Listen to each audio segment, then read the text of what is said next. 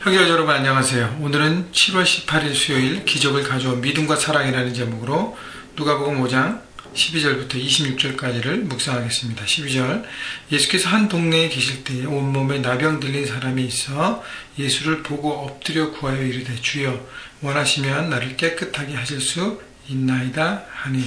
자, 예수님이 갈릴리 한 동네에 계실 때 나병 들린 사람, 온몸 전체가 나병 들린 사람이라고 했습니다. 그 정도면 이 한센병이 굉장히 심하게 그 몸이 퍼지고 오랫동안 한센병에 병들었던 한 영혼이라고 우리가 생각할 수 있습니다.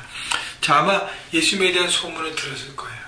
그리고 그 말씀을 들었고 멀리 섰지만, 자, 그래서 예수님에 대한 믿음이 생긴 것이죠. 그래서 예수님을 보고 어떻게 예수님을 만났는지 잘 모르겠지만 예수님을 보고 엎드려 구하여 이르되 주여 원하시면 나를 깨끗하게 하실 수 있나이다. 예수님께서 병을 고치시고 회복시킬 것이라는 강력한 믿음으로 주님 앞에 선 것입니다. 그렇기 때문에 자신 앞에 믿음을 고백하는 그 믿음을 보시고 예수님이 그 영혼을 만지십니다. 13절 예수께서 손을 내밀어 그에게 대시며 이르시되 내가 원하노니 깨끗함을 받으라 하신데 나병이 곧 떠나니라. 자, 예수님께서 손을 내밀어 그에게 대셨다 그랬습니다. 나병 걸린 사람들의 몸을 아무도 만지지 않습니다.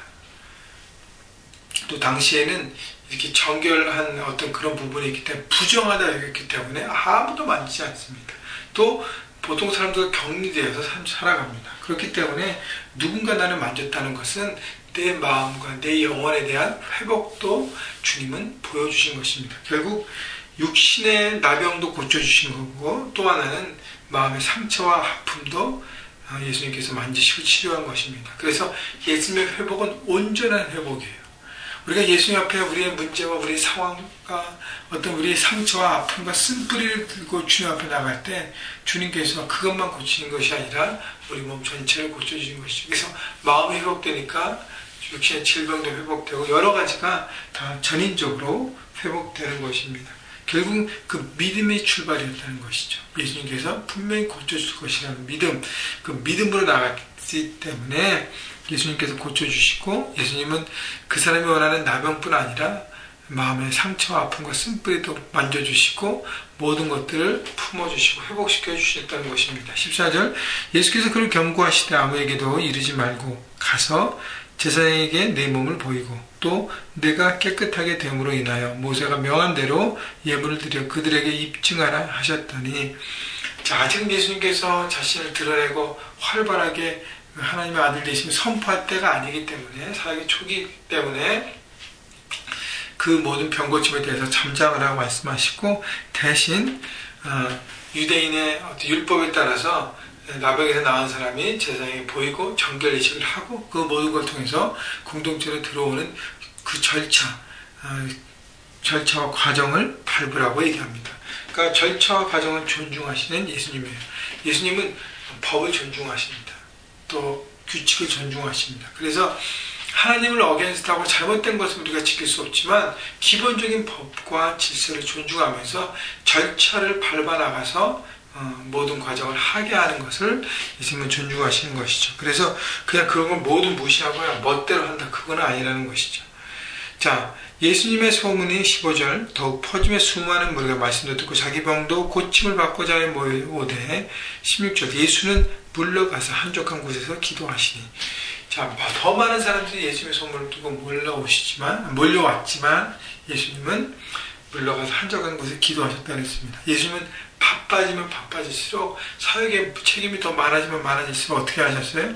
조용한 시간을 가졌다는 것입니다. 여러분, 바쁘다고 큐티 못하고 바쁘다고 묵상과 바쁘다고 기도를 못한다는 것은 문제가 있다는 것입니다. 여러분, 바쁠수록 어떻게 해요? 예수님처럼 한적한 곳에 가서 조용한 시간, 묵성의 시간을 확보해야 하는 것이죠. 그래야 더 많은 일들을, 더 귀한 일들, 더 무거운 일들을 온전하게 책임지고 분별하고 그 모든 것들을 감당할 수 있는 것입니다. 여러분, 여러분이 살아가면서 지어지는 더 많은 책임들, 더 바빠짐들을 바라보고 너무 힘들다 이렇게 말씀만 하지 마시고 여러분 조용한 시간을 확보하면서 이것을 어떻게 감당할까, 하나님께서 내 삶 가운데 이 부분을 왜 주셨을까를 돌아보면서 정리하고 매일매일 돌아보면서 내일을 준비하는 여러분 모두가 되시기를 주님의 이름으로 축원합니다. 17절 하루는 가르치실 때에 갈릴리 각 마을과 유대 예루살렘에서 온 바리새인과 율법 교사들이 앉았는데 병을 고치는 주의 능력이 예수와 함께하더라. 한 중풍병자를 사람들이 침상에 메고 와서 예수 앞에 들여놓고자 하였으나 19절 무리 때문에 메고 들어갈 길을 얻지 못한지라 지붕에 올라와 기와를 벗기고 병자를 침상째 무리 가운데로 예수 앞에 달아 내리니 20절 예수께서 그들의 믿음을 보시고 이르시되 이 사람아 내 죄사함을 받았느니라 하시니 자, 한 사람이 아까 한 중풍병자를 아마 친구들과 이웃들이 침상에 메고 예수 앞에 들여놓고자 했습니다. 결국은 그 친구들의 믿음과 친구의 사랑을 예수님께서 칭찬하시는 거예요. 친구들이 이웃들이 한 중풍병자가 오랫동안 앓고 있는 것을 보고 예수님께서 가까이 오셨다는 소문을 듣고 들것에서 나왔습니다. 근데 사람이 너무 많기 때문에 거기에 들어갈 수가 없었어요. 그래서 어떻게 합니까? 19절에 보니까 지붕에 올라갑니다. 그리고 기와를 벗기고 병자를 침상에서 위에서 내려놓습니다. 여러분, 우리가 한 사람을 중보하고 한 영혼을 섬기고 도울 때 장애들이 옵니다. 여러 가지 장애물들을 만납니다.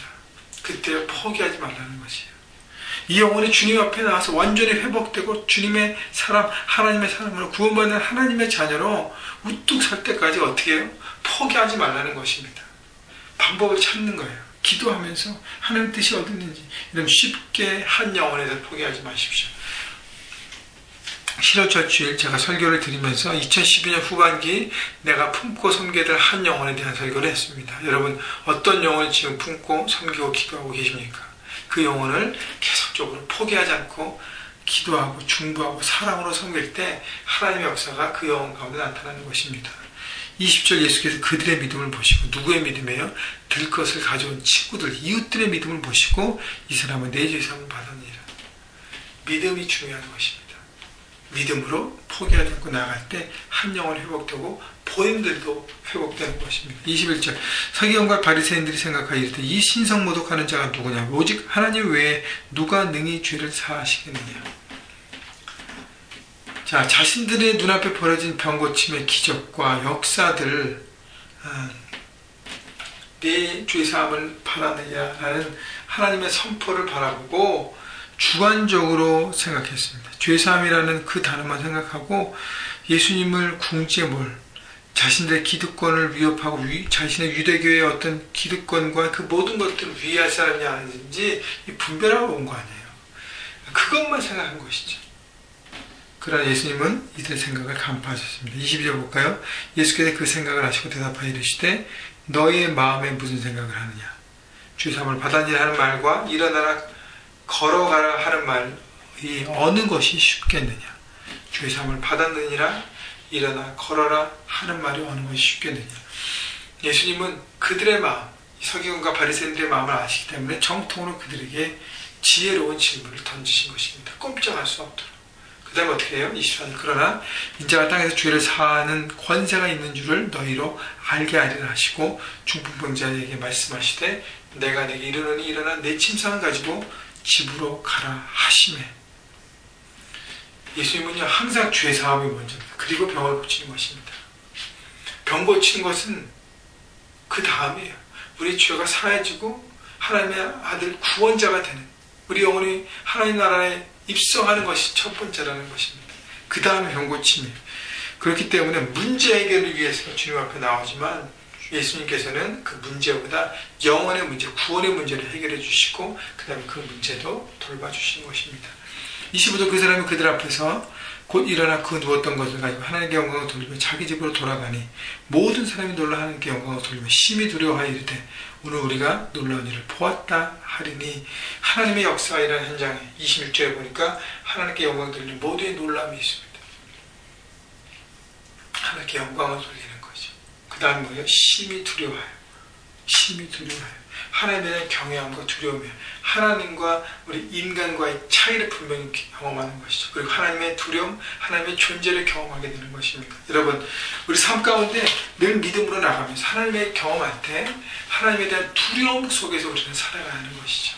그래서 하나님께서 손을 대시고 역사하시고 손길과 섭리를 바라보면서 내가 내 삶을 그냥 살면 안 되겠구나. 믿음 가운데 하나님 안에 믿음으로 살아가겠구나. 바라볼 때 하나님의 역사를 경험하고 그리고 하나님을 경외하고 하나님의 뜻 가운데 서게 되는 것입니다. 그래서 우리 삶이 하나님께 영광 돌리는 게 되는 것입니다. 오늘 믿음에 대한 얘기를 했는데 여러분의 믿음을 돌아보시고 또 자신을 향한 믿음, 또 다른 사람을 중보하는 믿음, 또 끝까지 영혼을 포기하는 사랑, 그리고 예수님께서 우리에게 무엇을 가장 원하시는가를 바라보고 돌아보시면서 여러분 삶 현장에서 오늘도 말씀대로 살아가면서 승리하시기를 주님의 이름으로 축원합니다.